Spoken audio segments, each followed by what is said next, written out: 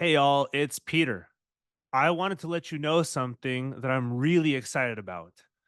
The Orthodox Presbyterian Church, the OPC, is exploring a new church plant in central Orange County in the Tustin or Irvine area, of which I'm part of.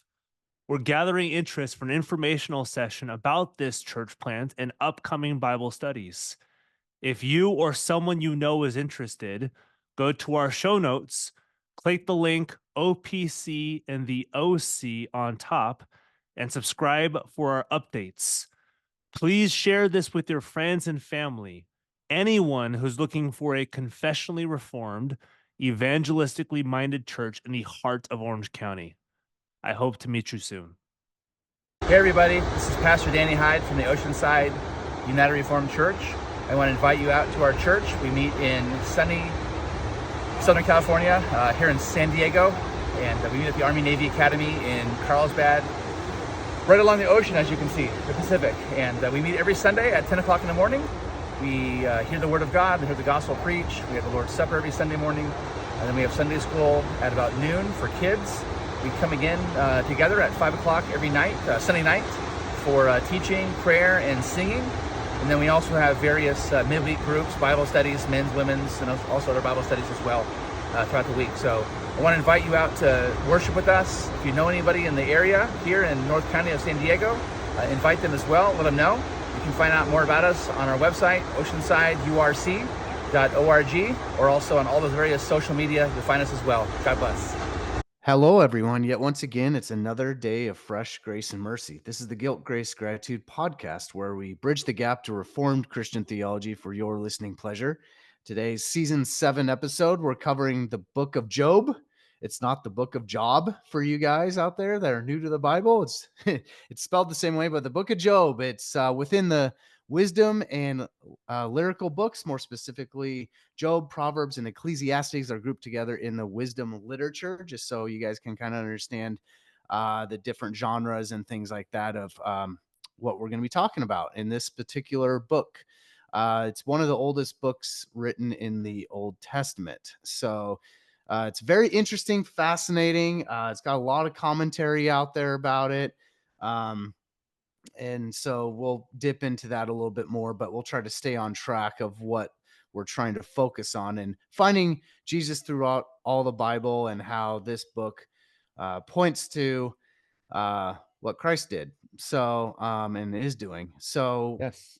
yep. And so for show note reminders, if you guys are new to our podcast, this is some helpful tips of how you can engage with us more and utilize us to the maximum. If you go to our YouTube page, all these episodes are categorized and have video up there. You can do playlists where you see all the book club episodes that we do on Thursdays, as well as our seasonal episodes that we do on Mondays. And so, of course, this is a seasonal episode, and it's season 7, so you'll see it in order there. If YouTube is a better thing for you, subscribe, comment, say nice things, like things, that kind of stuff. And but if podcast, this is primarily a podcast, so if that's more your jam, you like listening in the car and your headphones, that kind of thing. Yeah, any podcast app, you just follow our show, subscribe to it. I think it's still called subscribe. And you can rate and review us too. That helps with the algorithm to make sure that our show is easier to find for people. We've been doing this podcast for about 3.5 years, and we've been growing, but we could always keep growing more and more. So we have a few different types of audiences out there. We try to keep things edified for both Christians and non-Christians. And this season is more of a biblical theology focus. So we're following Christ through the story of redemption through all these books of the Bible. So we are a nonprofit 50c3, so donations are happily acceptable. You can get tax deductions and things like that. So ask us more questions about that kind of stuff, but feel free to becoming a bridge builder where you can donate to us. We don't use this for any sort of way of us making a lot of money or anything. It just goes back to the show so we can grow.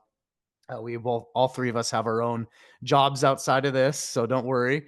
And then I got a free shirt out of merchandise. it. Thanks. Yeah, I mean, A this free shirt, a free cup, a free mug. I didn't wear my shirt today, but yeah. that's okay. But yeah, so you can Yep. go to our website. Shameful plug. Yeah, no shame in that. I mean, we put a lot of hard work into this stuff. Shameless plug, So I should have said. yes, so if you could get coffee, coffee mug, another day of grace and mercy, t-shirts, things like that. Am I missing anything, Peter and Danny? Nate Park Church Finder. Okay, Is why that don't up you on the why don't site? you just explain that? Because yeah, go ahead and explain what's a Nate Park Church Finder, Peter. You go, it's I forget the exact website. We have it linked in our show notes. Nate Park Church Finder, Hmm. and when you type in your zip code, you will find the nearest Reformed or Presbyterian churches to your area. Because this, our goal for the show is to drive you to the local church. NAPARC. on. What's NAPARC, by the way? North American Presbyterian Reformed Council. Ah, interesting. Danny knows, just so the audience is like, how's Danny Yeah, not yeah. know? No, he knows. It's just like a I mean, it's a bunch of denominations. Yeah. It's not an official denomination. It's like an umbrella. Yeah, it's just like an umbrella, organization that, we kind of band together for, common cause. And Yeah. there's not a whole lot that's done, but it's a good way for you to know that these are confessional churches. I mean, Yeah. obviously, like no human being can vouch for every single church on the face of the planet, Yeah. but Yeah. it's general. like, going in that they have confessions of faith that are Yep. the same ones that we talk about. Yep. So yeah, it just helps you get in the door.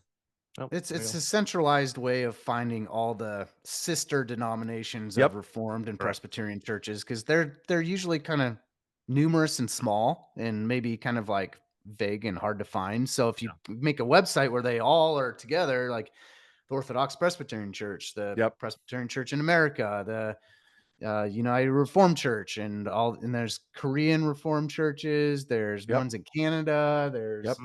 the RPCNAs, there's like just a ton out there. So And you'd figure like in the 21st century that we would have a website that has, all of us on there and like, an easy finder, but we're old school. So I guess we kind of do it the old school way. We're old Yeah. and reformed, and Pull up don't the have phone very good book, Yellow website. Pages. Yeah, Yep. we don't have very good websites. That's for sure. Yeah. Well, And it pull out could your be time. Yeah, funky. pull out your Yellow Pages, find the church's name, and then pull out your Thomas guide to find where we're at. Yeah. All right. So and we're getting on with Job. How about this? How about I jump? Oh, let's talk about resources real quick. Do you Sure. guys have any fun things that you want to bring out that are some commentaries or books out there about Job? Yeah, I got 4. I'll name them off real quick. This one comes out soon, but I've seen the proofs for it, and I've read his other stuff. It's Dwayne Garrett, who I think is professor at Southern Seminary. He wrote a book in the Evangelical Exegetical Commentary series with Lexham on the Book of Job. His other stuff is really good. And so this one's gonna be good. Did that book come to us already or no? No, this comes out in July. Oh, okay. And then another one, Job, from Barry Webb, who I think is a professor in Australia, somewhere in Australia. I forget exactly where. Yeah, his Emeritus Professor of Old Testament at Moore Theological College in Newtown, Australia. This one's really good. This one's more biblical theological. So I've read portions of this. So if you guys want kind of what we're doing, I will go to this commentary. And then Nick and I, 2 years-ish ago, I already know. talked to Eric Ortland Mhm. on Piercing Leviathan, which if you want the best single book treatment on the Book of Job, that's where you got to go. What is Leviathan? A crocodile or hippopotamus? I'll talk about it at the end of the episode. I'm gonna delay gratification on that. There you go.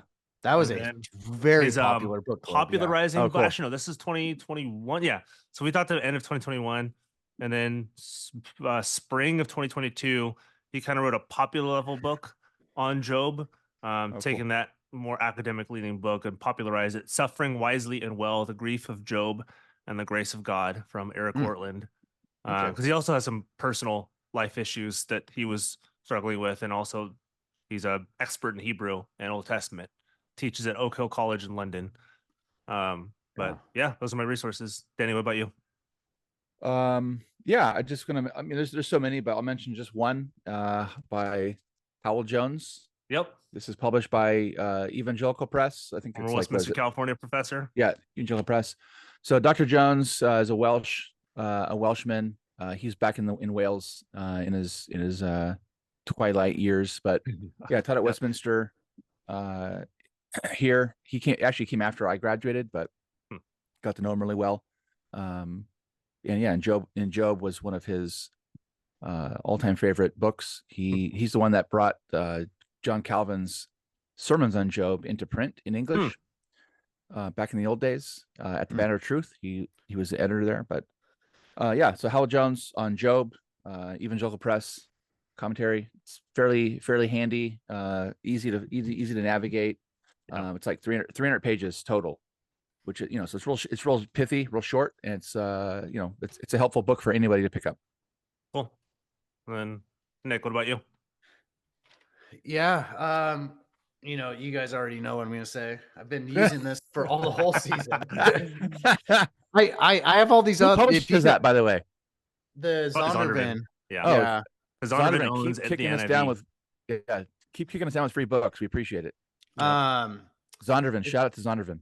Yeah, it's an NIV Biblical Theology Study Bible. If the audience has, and you guys remember this, the early in the season, I had like a ton of resources, and it was so overwhelming. Like a lot of it obviously overlapped in there. They're saying the same thing, is just adding a lot of extra time. And I had some good resources here and there, but I think things have flushed out and filtered down where I'm like, I could probably, just for the sake of time for our interviews, like just kind of use this as a lot of the meat and substance. Let's see if Nick is prepared for my next question. No, I'm not. I don't know which editor did Darn Job. I know you're gonna ask. I should have written. Gosh. I always forget. One day check. Nick is gonna remember who edited that portion of it. Actually, I could probably. Doesn't it tell you at the front or no? That's what I would think. I'll It flip to probably it. has editors of different books. While you're Yeah, flipping to it, do you guys know what Zondervan or Zondervan means? I have no clue. What does it mean? I know it's. I assume it's Dutch. It means no last name. Really? Okay. Yeah, like no surname. Yeah. Huh. Okay. So back in the days of Napoleon, he forced everybody in the Netherlands to pick surnames, last names, to organize people into groups and like categorize people, and he's very organized. And so people chose all kinds of like silly last names. So Zondervan means no last name. So it's like a mockery. Yeah. Zondervan's my favorite, but running in second is Vent Pist, which means from the urine. Oh, yeah. Well, Yeah, there you go, okay. man. So well, the I Dutch. did. the Dutch. I see T.D. Alexander. Oh, yeah. All the T. Desmond Alexander. That's a solid guy. Yeah. Yeah. We've interviewed him before. Yep. Oh, okay. Yeah. Cool. He does all the wisdom and lyrical books. He's really good. Yeah, I like him a lot. That's good. And then I have another one. I did not read this one, but it looks good, and we've had a couple guests on from it, and we get so many books in the mail that I'm like, oh, this just talks about Job. So I thought I'd point out. Did you guys get this in the mail? Wrestling with Job? I like. Yeah, there's some stuff I'm not a huge fan of him, but I do like what he does with Job. Yeah, Who's I the do author? like Kynes on Job. So It's a father-son combo. Bill okay. Kynes and Will Kynes. Yeah, I don't think Danny has that one. That was Did I last get that? year. I don't know.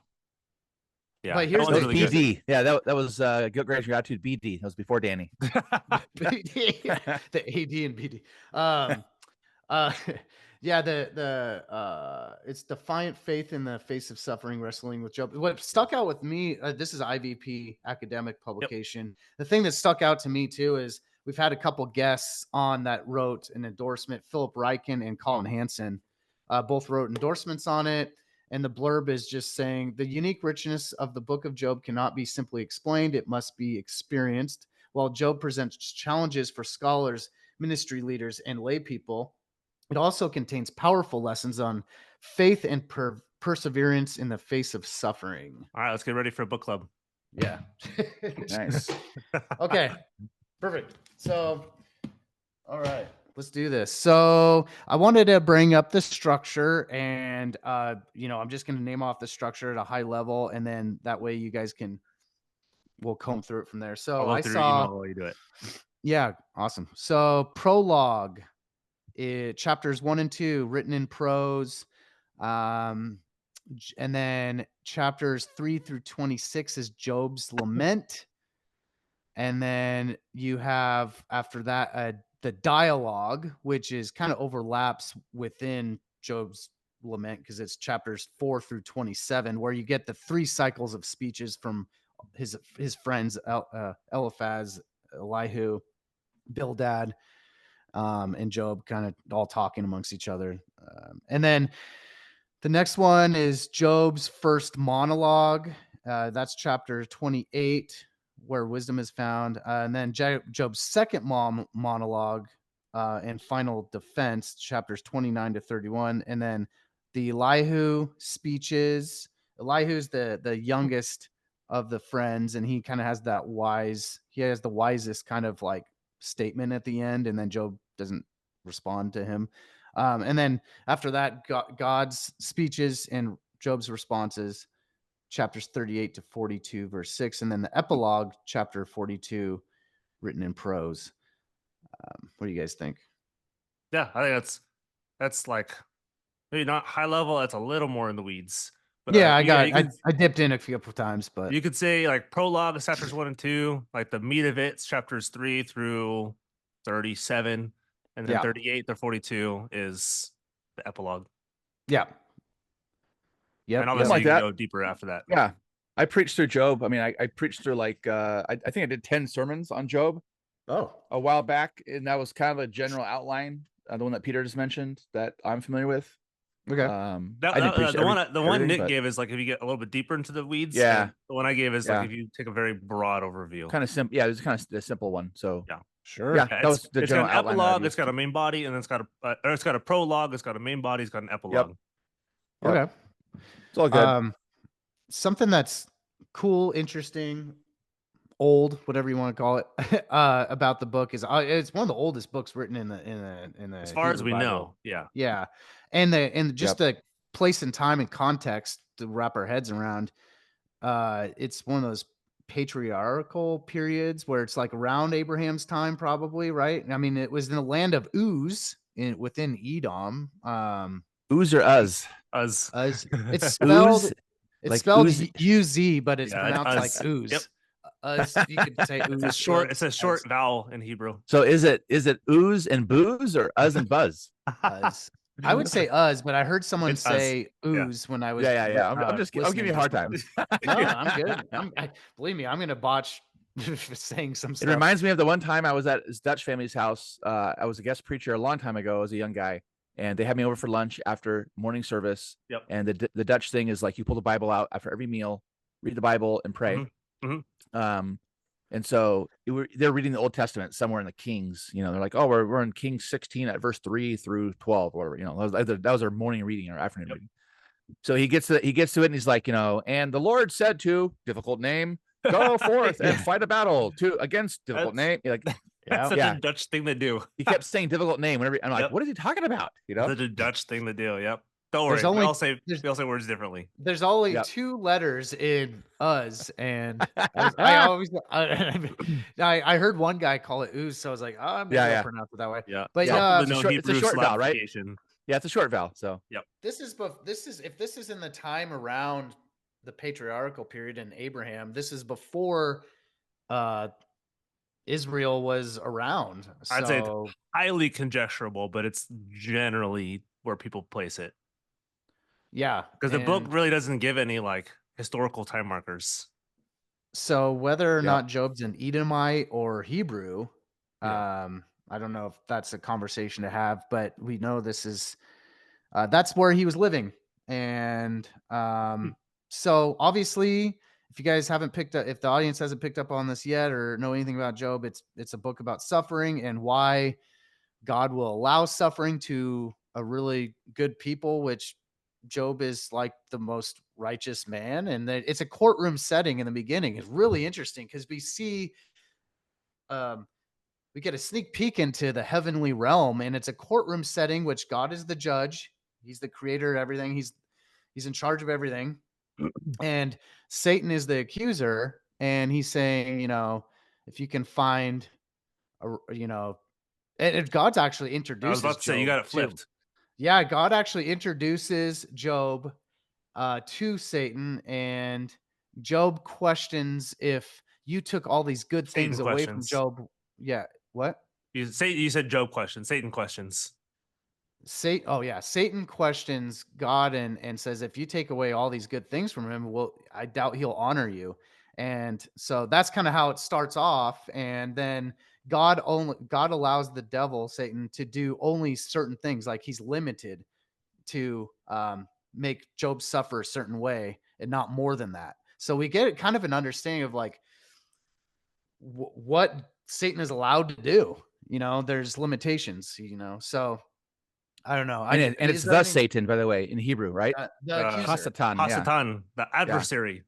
Yeah. The adversary, the Satan. accuser. Yeah, Because Hasatan is probably not even his name. It's just his office. his He's an role. It's adversary. interesting. I think I was reading this earlier. Oh gosh, I should have remembered. I should have written it down. But like almost every time Satan is used in the Hebrew Bible, it has the definite article in front. Almost every time. Hasatan. So yeah, it's kind of interesting how that title or that office, that thing he does, yeah. is always like in the definite, the Satan, the accuser, right? Uh-huh. Yeah. The accuser. Well, can you guys comment any more about that? Like that opening scene, sneak peek into heaven, where it's a courtroom setting with God and Satan there talking about Job. Anything? Yeah, I mean, else to add? Go Sorry, for Danny, it. No, you go for it. I was gonna say, I remember Dr. Ortland's conversation. This is again a long time ago, but like his conversation really stuck with me on the book of Job, because it opened up, at least his book opened up Job in a way that I had never really seen before. But he compared the beginning of Job to both Genesis 3 and Isaiah 6, where Isaiah 6 is Isaiah is up in the throne room of God, which is not too dissimilar from where the adversary and Yahweh is, although you quibble that that's the throne room if that's where the adversary is. So there's some stuff there. Not really sure where, but it's like it's where Yahweh is. Yep. And then you have Genesis 3, because you have Satan walking, just kind of perambulating in this area. For some reason, perambulate, that was the way somebody translated the Hebrew word for walking, and it's that, like, we all laughed really hard when he did that. But it's like walking around. But it's not too dissimilar from what is described of Adam and Eve in the garden, where they're walking around with God. God is walking with them. So there's this somewhat communal aspect, like a garden aspect in some respect, a paradisal aspect in some respects. But yeah, I remember him describing that this is somewhat reminiscent of the garden scene, and especially so with temptation, that you get that the adversary Satan then lays on top of Job, which is not a dissimilar temptation that you get with Adam and Eve in the garden. Well, yeah, that's true. Danny, anything else? Yeah, I mean, just I'll just kind of keep it on a theological plane. So at a minimum, it shows us that the Lord is God. He's in control of the whole universe. Not Satan versus God. It's Satan under God's dominion. So he's in control of the whole universe, including the realm that we can't see. So spiritual realm, the realm of God, right? The realm of there's God, then there's like the realm that he's created, right? The heavenly realm. So he's in control of all that, and even powerful, seemingly omniscient or omnipresent, although he has to get from one place to another. So a being that seems more powerful than us, still is under the authority of God, and has to get permission to do, at a minimum, this kind of a thing, like kind of temptations and kind of scourgings and trying to lure someone away from God. At a minimum, we're learning that is something that it's by permission. It's sort of so the opening of Job always reminds me of the story of Jesus and Peter, where also Jesus and Judas Peter, at the end of John 13. Is that it's between John 11 and 13. 14. Um, Sorry, it's John 14. End of the John story 14. where Jesus tells Peter that Satan has asked Yep. to sift you like wheat. Yep. Um, That's not John 14, but he does kind of the same thing with Judas, where he says, "Hey, whatever you're gonna do quickly." And then Yep. Satan enters into Judas's body in John Yep. 14. So it's like Yep. Jesus gives Satan permission to do what he's Yep. about to do. Yeah. So Prove it's like that pretty he's God. mind blowing. Like, Jesus is like, hey, the devil has asked permission. He doesn't say permission. The devil's asked to sift you like wheat. So So and it's he like, well, where can't does do that it come until from? I tell him yes. Yeah. It's like, that's the Old Testament, that comes from the Old Testament, it comes from Job, at least from Job. Yep. Yeah, where Satan, if Satan wants to tempt, lure, somehow cause calamity, scourging, whatever on a believer, like he has to come before the Lord, ask permission. And obviously, like, we look at that passage in the context, like Jesus is saying he has to ask me for permission. What does it say about Jesus? Right. Yep. So Yeah. there you go. He's God. He's God. There you go. So yeah, I guess maybe to add on one more thing, I said on Sunday, Sunday morning, I preached through Ephesians, and I got to the first chapter, end of the first chapter of the prayer, where the Lord says that the power of God that raised up Jesus from the dead is at work in you. And one of the things I said was, this is one of the reasons why, I said we collectively, imposing my theology and everybody else, but I think this is pretty standard Reformed theology, that we don't believe that the Christians can be demon possessed. Correct. And we can be oppressed but not possessed. One of the reasons is that it's God, who's at work within us. That's Ephesians 1. And then in this context in Job, it's similar in terms of, Satan couldn't even touch his body without the Lord's permission, let alone enter it, right? So just as an encouragement to believers out there, that the Lord is in control. Like, there are lots of things in this life that we can be fearful of, and lots of things that can cause us alarm, and lots of mental, psychological, physical, emotional, psychophysical problems in our lives. And there's probably a spiritual component to it as well.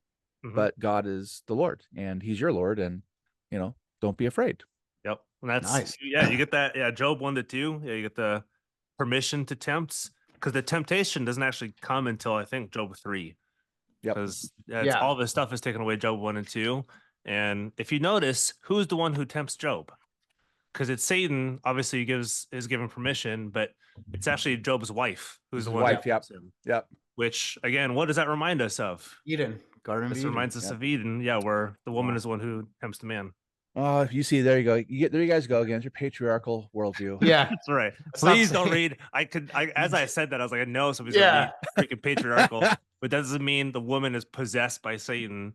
And that's like, doesn't mean that your wife. Or it doesn't mean that all the times that some kind of temptation happens, correct. It doesn't mean that God only uses wives. That's how this worked. In this situation, it was the wife. In a different situation, it could be the husband. It could be a kid. You look at Abraham and in Genesis 12 and 15, or Genesis 12 and 16. Sorry, it's Abraham is the one who tempts, because he tempts Pharaoh with his own wife. So it's not just the wife who tempts. And God told Abraham to listen to his wife Sarah at one point too. And so not in this that's right. circumstance. This is not saying like, everyone, husbands, don't listen to anything your wife tells you. That's horrible advice. Peter tells Christian husbands that if they don't treat their wives in an understanding, gentle way, that God won't even hear their prayers. So which let's is put the whole Bible together. The whole Bible's in one book. So which would have been freaking shocking in that time period that Peter was in a living Roman society. Yeah, totally. Yeah, Roman society, like women were the lowest of the lowest of the lowest of the low. And so when Peter says, "Hey, respect your wives," they would have been like, "Wait, what? What? We're supposed to respect our wives? We're supposed to love them?" Yeah. Yep. Hey, real quick, before we go to the next section, I thought this was good and appropriate. Based on this first section we're talking about within the first couple chapters of Job, the Heidelberg Catechism actually has a really good question answer on question answer 28. How does the knowledge of God's creation and providence help us? We can be patient in adversity thankful in prosperity, and for the future, we can have good confidence in our faithful God and Father that no creature will separate us from his love. For all creatures are so completely in his hand that without his will, they can neither move nor be moved. Yeah. So, I actually brought that up this last Sunday, preaching through the end of John 15, which is the world's enmity against Jesus followers. And suffering, like Job, can really cause you to question your profession of faith, if Jesus loves you, if you're really a Christian. And that's really hard when you're in the midst of this. Like, am I like, this wouldn't be happening if Jesus really loved me. This wouldn't be happening if I was a real Christian. But instead, suffering unites us to Christ. Suffering is the thing that shows us that we are of Christ, because Christ is the one who suffered on our behalf, and so then we suffer as image bearers of Christ. Yeah, this is particularly meaningful to me, and I think a lot of other people, where suffering so often causes you to question some stuff. But yeah, is that suffering gonna make you run towards Christ or run towards sin? I wouldn't even go that far. I focus less on what suffering produces, but on who suffering reminds you of. Suffering reminds you of the one who suffered on your behalf. True. And Yeah. so you suffer. So I wouldn't even say, because if you say, oh, how does suffering like make you run towards Christ? And it's like, oh, am I not running fast enough towards Christ in my suffering? I'm not using this enough towards Christ. So it's knowing the suffering one who suffered on your behalf. But yeah. Sure. Oh, cool. Yeah. So within that first section, obviously Satan is the catalyst. He didn't initiate a conversation with the Lord, and he didn't mention Job's name first. God did. So once the Lord introduces Job to him, Satan was very aware of him. So he was almost kind of like, oh, now I know about Job because you Which allowed is me to know about exactly what him. you have in the garden. You have the serpent who comes in to Eden to go tempt Adam and Eve, who wouldn't have been had access had he not been allowed to. Yeah. Cool. And so then we move into the second section, which is, chapters 3 through 26, Job's lament. Job is more the protagonist now. What do you guys have to comment on this section of, more Job's lament? Kind of we're looking at chapters 3 through 26. I'll be very broad, and Yeah. his suffering sucks. It's to lose. To use a technical theological term, yeah. I don't know. I can't. It's hard for me to get too like technical on this stuff, but the dude just lost his entire family. His house burned down. Everything that he owned is now dust and ashes. It would make he begins this as saying, I was born of the dirt and I will return to the dirt. And so yeah, we can look at this and say how we ourselves going to suffer in the same way that Job suffered. But I think that discards what Job actually went through, and then that can make us glib on suffering and those who suffer. It's like, oh, just respond the way that Job responded, and like just be happy that you have Yahweh. And I was like, that just doesn't do it for a lot of people. Like it's his suffering is horrible, and his friends are horrible because they just say like, oh, you're a sinner. That must be why your suffering has come upon you. And like a prosperity gospel. I didn't do his friends are anything. prosperity gospel people, right? So the thing is, and this is what Dr. Ortland, I remember saying to us, we know why Job's suffering. Job doesn't. Job has no idea. Like we're told Job 1 and 2. We're kind of like the omniscient reader. We're looking over this. it, and looking at it. Yeah. He has no clue. His friends have no clue. We know why he's suffering, but he doesn't. But that's very different than our own lives, where none of us know why we suffer.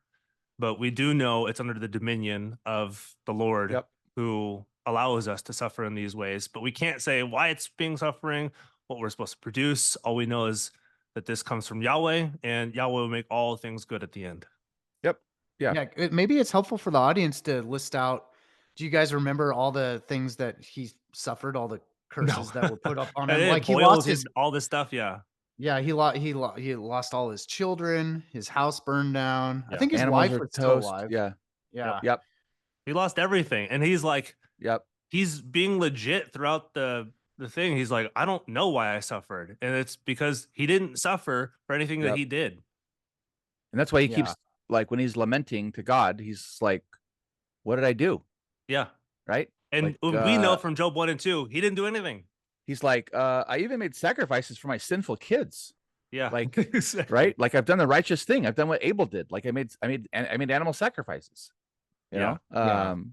So yeah, he's never and they're like, oh, you sinned, or It must be this. It must be you that. know, Like, you just must have tell, something like they you got like some they always tell him, unconfessed sin, Job, brother. just tell us. Yeah. Job, just tell You got us some what happened. unconfessed sin. Let it out, brother. Stop hiding it. Yeah.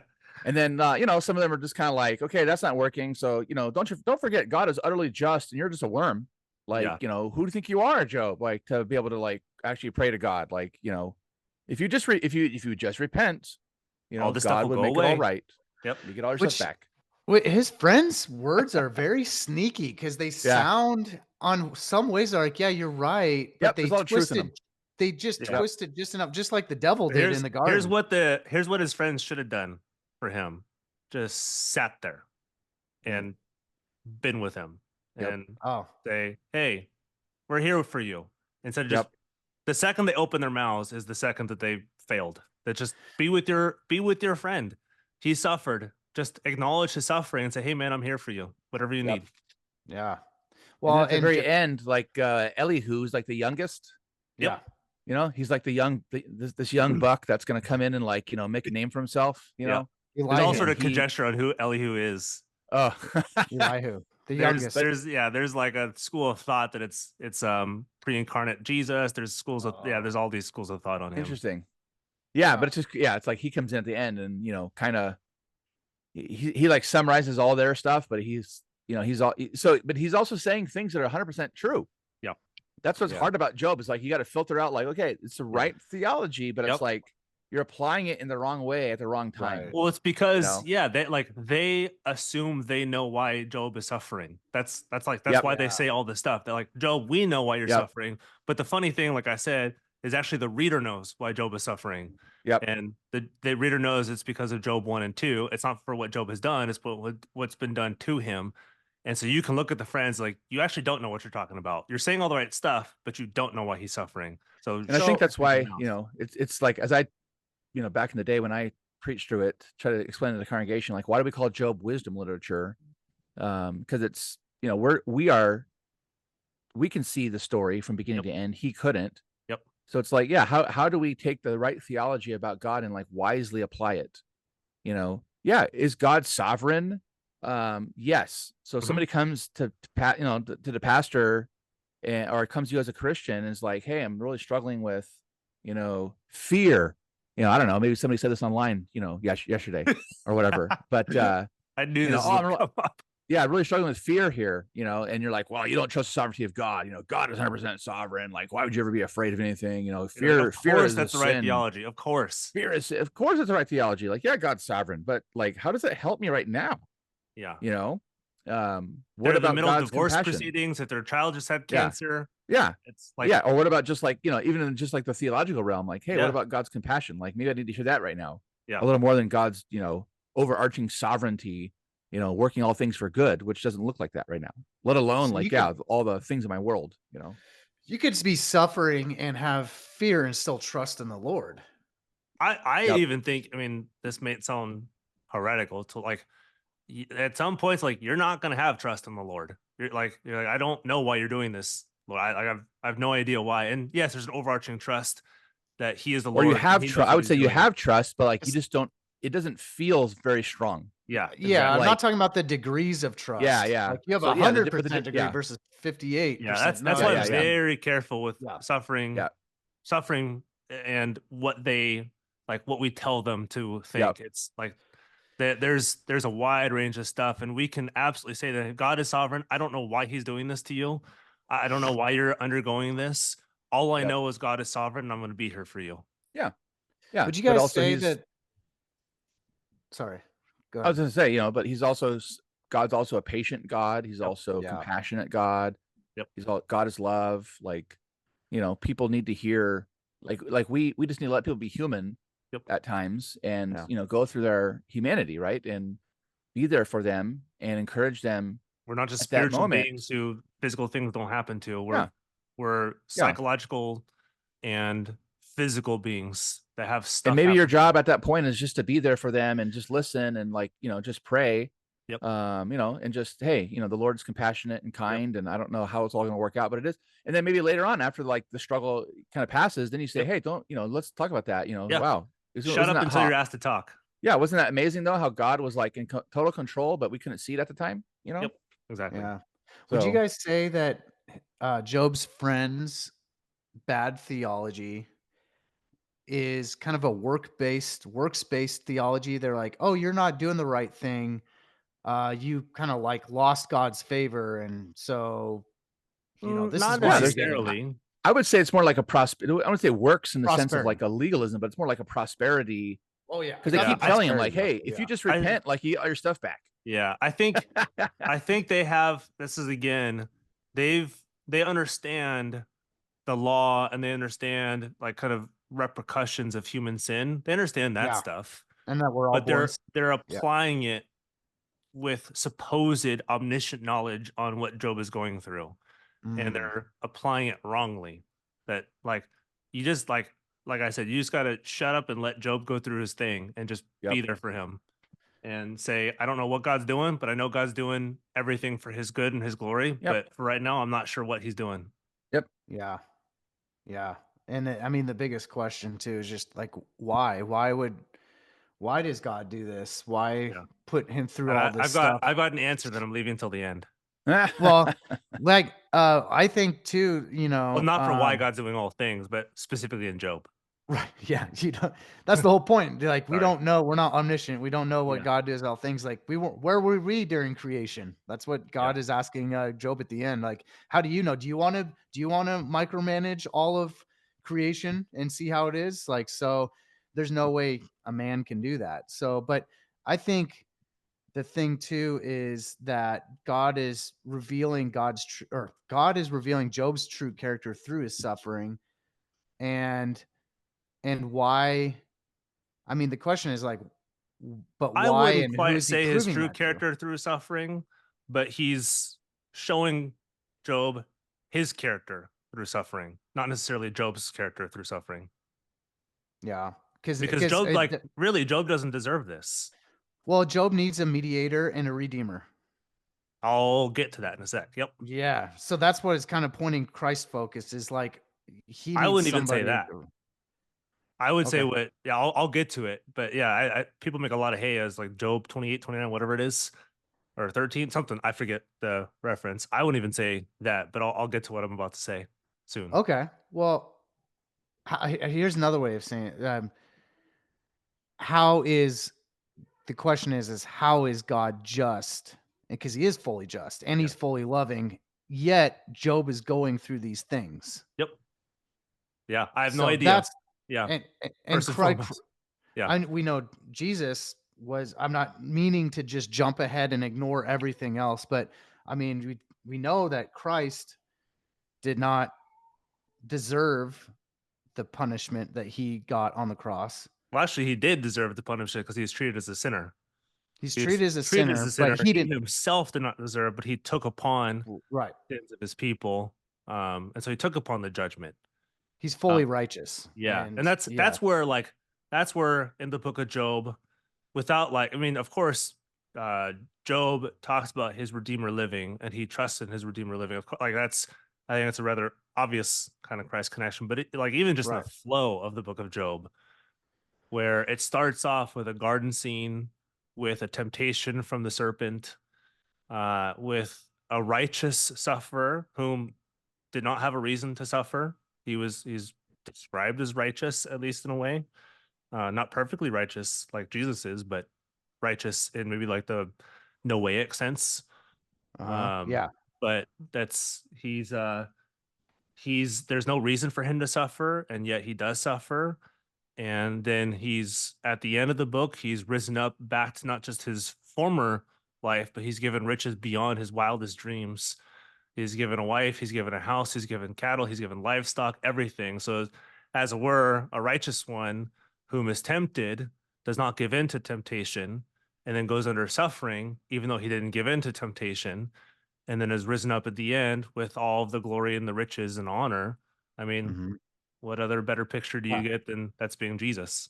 Yep. Yeah. No. Yeah, that was good. I Hope I didn't misspeak on saying the thing about, Jesus on the cross, whatnot. No, I But think yeah, I no, think you knew what I was trying to say I is think a like lot of Jesus people is say completely Jesus didn't righteous. deserve to suffer. As yes, of course, Jesus in himself didn't deserve to suffer, Right. but he took upon himself the form of a servant under the law, took upon the Right. condemnation of the law, and did so justly according to Romans 3 and Romans, like all part of Roman. Like he did so justly so that God can be just and forgive us our sins and give us righteousness. Because it had to be applied justly, and Correct. so he took it. Yeah. Yep. So because we only have 5 minutes left, let's just jump right to maybe God's response to Job and the epilogue. What do you Yeah. guys say about that? Kind of the end of Job. Danny, you wanna start off on the Well, epilogue? I'm kind of enjoying listening to what you have to say since you read this phenomenal book that I have not read yet. So, what are your thoughts? And I'll see if I can add anything. I'll have to get you this book. I loved this book and it changed the way I view Job. But at the end of the book, like, you can kind of see Job towards the end. He's getting a little annoyed at like towards the end of Job, which you know what, like makes sense because his friends are like, "What are you doing? Why are you doing this? Well, why are you suffering? We know why you're suffering." And Job's like, "Just shut up. I don't deserve this. I don't know why God has given this to me." And there's been conjecture at the end as like, does Job trust in Yahweh's like perfect plan? But I think instead of it really being like a rebuke against Job, as in like, hey, this is why you're suffering, it's Yahweh displaying his character at the end and saying, I am sovereign over everything. I'm sovereign over your suffering. I'm sovereign over creation. It's easy to question all this stuff, whether or not this is righteous and why this is falling upon you. But I'm the one who causes all things. I'm the one who takes things away. I'm the one who gives things. Because right after his speech, right after Yahweh's whirlwind speech from 38 to 42, what does Yahweh do for Job? He restores everything back to Job and more. So it can't be really a judgment, like a righteous judgment against Job. It's like, hey, Job, you screwed up big time. It's him displaying his character and saying, yeah, let me give you what you had and more, because you did suffer. I wouldn't say necessarily unjustly, but you didn't suffer for a reason. Like there's no specific reason why you suffered. It's to show my character, my glory, and one who's to come, who's going to suffer in himself unjustly, but for his people justly, so that the suffering one himself is given glory and then displays and shares that glory with all of his people. Job also knows I keep saying Job. God also knows intimately well the things that he took away from Job, including his children. Yep. He knows the souls and the hearts of the children that he took away from Job. He increases, multiplies, and makes Job fruitful at the end of Job 42. He gives him all of the blessings, which is exactly what he promised to Adam. Yeah. So Denny, what do you got to add on? Yeah, no, yeah, I mean, Job's like, like the sort of classical like theodicy. Yeah. Like why, like how is God justified, in wicked stuff, evil stuff, sinful stuff, whatever. But ultimately, the book's about, it's not so much about Job, but it's about God, his glory, his purpose, ultimately, as human beings, like we don't 100% know like why God does things, right? No. He's God. We know he's just and we know he's good, and somehow we know he's sovereign. Yeah, so there's nothing outside of his control. We know that. So yeah, that's good. And I was just gonna say, I'm pretty sure I brought this up, a while back when I preached with Joe, but it just reminds me of the story when Jesus, in John 9, about the man who was born blind. Yep. And so Jesus says, it wasn't because of his sins or his parents' sins, but that the works of God might be manifested. Exactly. So, it's ultimately like things happen because in God's ultimate purpose, decree, as we call it in theology, God has purposed like his own glory, his own will to be manifested. And so that can be hard. That's hard for us as human beings. Yeah. It's hard for us as believers, let alone like, not believers, to like come to grasp that. But like as a believer, you can start to see, as a Christian, you can start to see, like your whole life, kind of like how we look at Job, like from the top down, right? to see, okay, this is what God's doing. This is how he does things. May not know always why, but I know that it's good. And, so Job's an illustration to us of Romans 8:28, that all things work for good. Yeah. Right? For the good, like for those who love him and who are called according to his purpose. And so we don't know what that looks like, but Yahweh Yep. knows what that looks like. The And Lord the- knows Yep. what that looks like. And the end of promise is Genesis- not that everybody goes through suffering and gets, multiplication of blessings. Exactly. That's not the purpose of Job. No. Because some people are martyrs and their heads are cut off in Revelation. Yeah. And they're I mean, the under the purpose, altar. the purpose of Job Yeah. is like this Adamic Abrahamic blessing that's given to him. That's not prescriptive for how all Christians Yep. are to suffer and are given things, but is showing us this theme throughout Scripture Yep. of the blessing for the suffering one who will Yep. give this blessing to those who are found in him. Yep. Yeah. So the Christological part is ultimately like the most important thing for us to see, Yep. since Jesus said the whole Bible's about him. And you see that theme here. That idea, like so old, like that ancient idea it's goes way back into the very, earliest points of redemptive history, that there is one to come. Yep. Who's Yep. going to bless his people with this. And, I would just say as a pastor, like I just said, the point is not like, oh, you're going to go through suffering and you're going to come out, and you're going to be bigger and better and happier than ever before. No. Yeah. That might be Can't you. promise That might that. be you. But not everybody is that. And so, God has a purpose in whatever he's leading you through. For some people, it's to be, like utterly blessed, like Job. Mhm. And then they can just be an example to the world of, wow, God is so amazing. God's so powerful, and God is almighty, and all riches belong to him anyway. For other people, it's going to be, hey, you're going to be a martyr for the faith. You're not going to get out of prison. You're not going to get out of the situation where you're going to be killed for your faith. But then that too is used to magnify God, right? That the person had faith in the face of, death itself.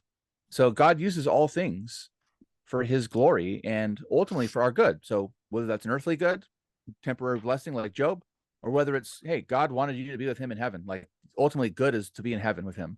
Yep. So that means that your life is going to come to an end. And that's, the Lord gives, the Lord takes, as Job said. Blessed be his name.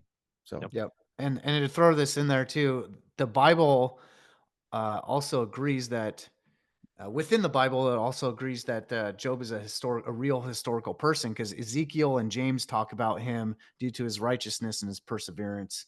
So in Ezekiel and in He James, could be historical. He could be kind of like a parable of sorts, but it's certainly a real story. Yeah. Yeah. It's whether or not he's like a real historical person. He could have been a real historical person, or he could have been like what Jesus' parables were, still true, 100% true, but used for a specific end. Either way, I mean, the point is there. We're going to assume he was a real historical person. But other than that, I know we're out of time, but we did. You guys do you just want to give a quick answer who you guys think the behemoth and the Leviathan is? I have no idea. I was just busting their okay. chops. Yeah, Leviathan, at least according to Dr. Ortlund, is some sort of serpentine figure. Some sort of serpentine figure. It's not a dinosaur? That is like based on the serpent in the garden then. Correct. Okay. Yep. So basically whatever it is on, in real, correct. It has a real whatever it reference was, yeah, on Earth. but it has like an analog Body. back to the garden. Correct. Yeah. Yeah, that's what that's what Dr. Ortlund said. It's like Whatever it it's was. probably some Yep. whale of some sort, whatever it was on Earth, but it's Yep. yeah, its typological function was Yep. as a serpent. So 'Cause whether then whether it was a real animal or what animal, who Correct. cares? Yep. Right. Yeah. It points back to the garden. Yeah. Because in the garden, Satan was only allowed to take on the form of the lowest of creation, which is a beast. Mm-hmm. So, I mean, a snake. So, not another human, not even an angel anymore like he was. So he was allowed to take on a beast. So yeah, Leviathan is another, But a wise creature, beast though, right? So like that's also True. like a what's crafty interesting beast. in the garden. It's like, yeah, crafty. It's like not just like some Not some gnat, stupid thing. Yeah. not a gnat. Right, It's Matt. Yeah. It You know, says, like yeah, a there's smart animal, Yep, a serpent, the craftiest of all Yep. the living creatures. because Satan was crafty and like, Yep. like smart, quote unquote smart, right? Like, Yep. yeah, Yep. with great Exactly. knowledge and insight. So, Cool. anywho, All right. Good well, job. you guys want to find us, if you guys want more of this stuff at your local church, if you guys live in either Southern California, in Orange County, or San Diego, or if you live in the boondocks of Idaho. I'm just kidding, Nick. The If you Great live- Northwest. if you live in The the Great Great Northwest. Yeah, great. You can I find don't know. me. I'll be part of a church plant in the Tustin Irvine area. We already have a lot of interest in it. Some families and individuals who are going to start coming, but not yet have more information on it. But we have a link in our show notes on the top to join the mailing list for an LPC church in the Tustin Irvine area. So, Danny, where can they find you? Peter's like the Where's Waldo of the Reformed world, you know? Like, where's he ultimately going to be right? This one looks pretty. This one looks pretty. Stick and promising. Yeah. Which is cool because you're not going too far away. Nope. I can stay in the area. Yeah, I'm at the Oceanside United Reformed Church, Oceanside URC, OURC, here in Carlsbad, Oceanside, North County of San Diego. And oceansideurc.org is the website. You can find us on social media. From the church, you can find me. Yeah, we'd love to welcome you to worship. We meet right on the beach, which is awesome. And then, yeah, if you don't live here or you're not going to be ever in this area for who knows whatever reason, but you know somebody that might be here, please, yeah, welcome. Let them know that they'd be welcomed. We just had a guy literally walked in 2 weeks ago into church and became a believer. So people find us and people are welcomed to join us. And, we trust the Lord is going to use us to not just to bring the gospel to them, but also to help them, to shepherd them and to lead them through the Lord's path. Cool. And then Nick, where can they find you? Yeah, I don't live in California anymore. I miss the weather, but yeah, no, the Trinity Orthodox Presbyterian Church, same Nick is denomination. the Where's Waldo of the geographical region. Nobody knows where he lives. Nick is very secretive. Jumping around. That's true. Right? Yeah, well, I was gonna say it's the same denomination Peter's in the OPC. Trinity OPC. John Morsh is the pastor. You guys know him. South Orange County. So geographically, so people know, it's south, a little bit south of Peter, a little bit north of Danny. That's a great church if somebody's looking for one in South Orange County or visiting, or I plan to pop in there when I visit from out of town, if I'm not in San Diego and visit Danny's, or or you're not in Irvine, Tustin, visiting Peter. Oh, I'll visit you guys, but if I do you go to church in Idaho, or you just left it? I go to church, man. Yeah, you didn't de-church? Thank God. No de-churching here. Yeah, cool. We've been checking out a couple remember that NAPARC term? So a couple NAPARC churches in northern Idaho. Any solid MacArthurite churches up there? Oh gosh, I don't know. I clueless. I gotta stir the pot a little bit here. I'm not trying to. I'm not trying to. People are gonna watch this, anybody. not know what I'm talking about, but yeah, Peter and I know what's going on. Yeah, I actually not trying to protect anybody. I actually don't. I have no idea. It's all good. I'm just. My hands in the sand a little bit on some things. Danny's just joshing you. Yeah, I know. I'm just Dannying him. But I'm checking out a PCA here in Kootenai County, as well as Emmanuel PCA. Is that the name of it? Yeah. It's a good one. Seth Miller. Shout out to Seth Miller out there. Good dude. His wife is the Presby girl. Yeah. And then the Covenant OPC. Is it a podcast or something? Well, they're part of the Presbycast kind of network thing. Oh, okay. Presby girl thing. Yeah, they're good stuff. Yeah. Shout out to her. Cool. And then Covenant OPC is David Graves. Good dude. So yeah, nice. We need a URC up here now. We have URCs in Idaho. We don't, not all in my like 15 of you up in Idaho. They're in southern not that far Idaho. north, as far as you know. No, not that far north. Yeah. No. Although I do know that there are plans to go up there. From what I've heard, in the relative future. Maybe in the Spokane area. So. Yep. Yeah. Okay. Somewhere in that region. Yep. Okay. Cool. All right. Well, next week we have every Christian's favorite book, the Song of Solomon. Oh yeah. Go through. Yeah. What is the Song of Solomon and how to have sex as a Christian? Didn't the rabbi say you couldn't read Song of Solomon till you're 30? It's your priestly age. Yep. Yeah. This will be fun one to go through. A Song of Solomon. Nice. See what it's actually talking about, although it's not talking about sex. It's talking about a lot more than just that. Yep. Cool. Yeah. All right. We'll see you guys next week. See you guys.